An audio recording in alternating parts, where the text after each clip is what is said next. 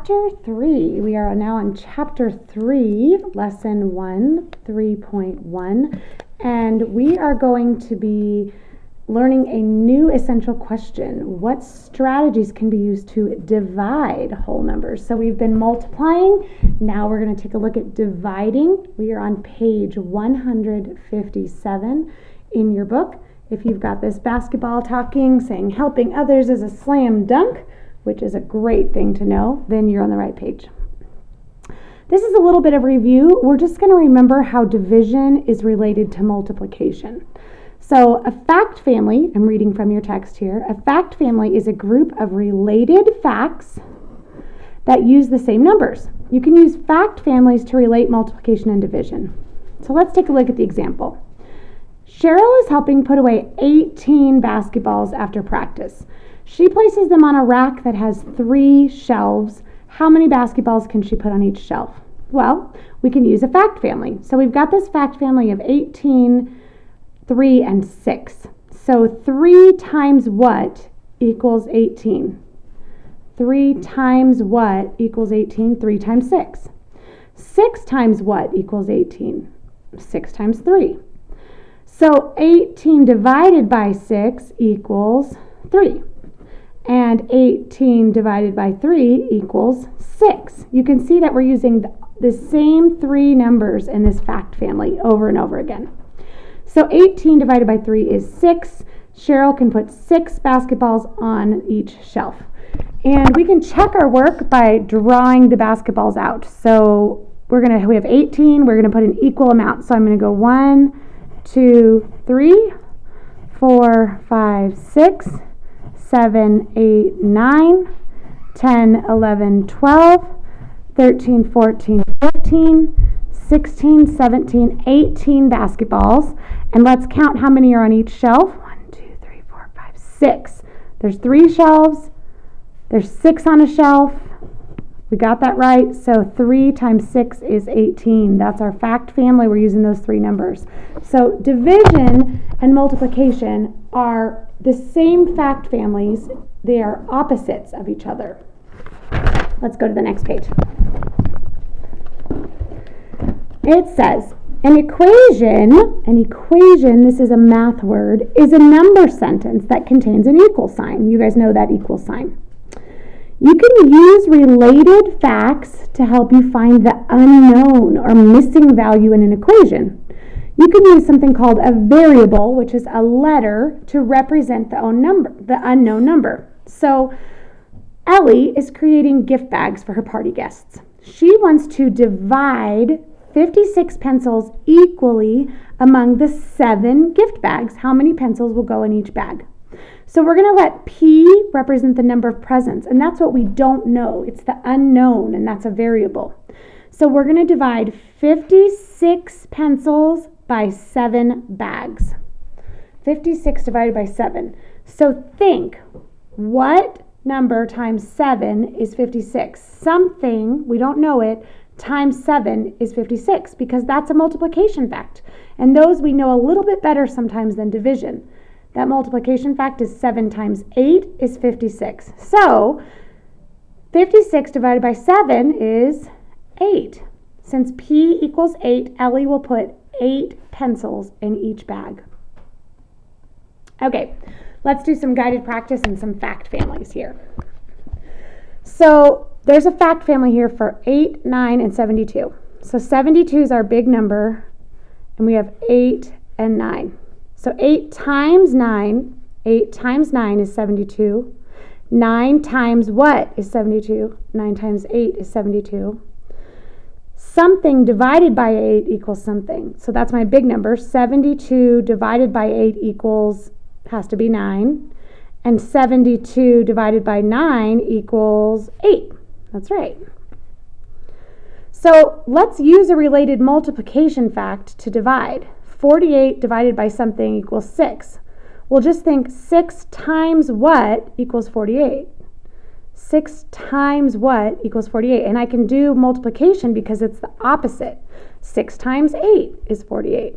Think 8 times 6 is 48. Okay, let's look at number 3. 40 divided by 5. Think 5 times what equals 40? 5 times what equals 40? Well, I know that math fact. 5 times 8 equals 40. So 40 divided by 5 equals 8. Feel free to pause here if you need more time, but we're going to go to the next page. Okay, we're writing a fact family for each set. So let's see, we've got how many total? What's our big number? 1, 2, 3, 4, 5, 6, 7, 8, 9, 10, 11, 12, 13, 14, 15. So something times something equals 15. Let's see what we've got. We've got 3 rows of 1, 2, 3, 4, 5. 3 times 5 equals 15. And the other way to write that is 5 times 3 equals 15. Now we're going to do division. Related division facts is 15 divided by 3 groups equals 5. And 15 divided by 5 groups equals, you got it, 3. Because we're using the fact family of 15, 3, and 5. Okay, let's take a look at this. These are a little bit hard to count, but these are not just 2 things. It's 1, 2, 3, 4, 5, 6, 7, 8, and 1, 2, 3, 4, 5, 6, 7, 8. So each one of those is 8. So there's 2 groups of 8. So 2 times 8 equals 16. That's the numbers I'm going to use over and over. 16, 2, and 8. The other way to write it is 8 times 2 equals 16.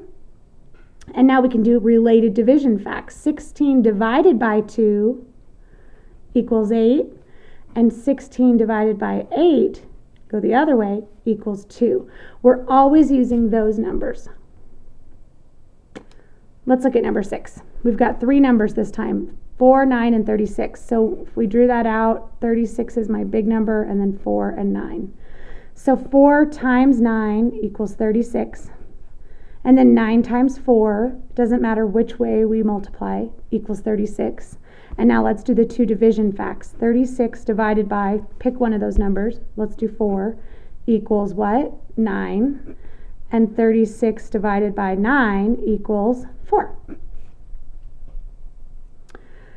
This one, 5, 7, and 35. So 5 times 7 equals 35. So 7 times 5 also equals 35. So if we did division facts, we'd have 35 divided by, pick one of those numbers, 5 equals the other number, 7.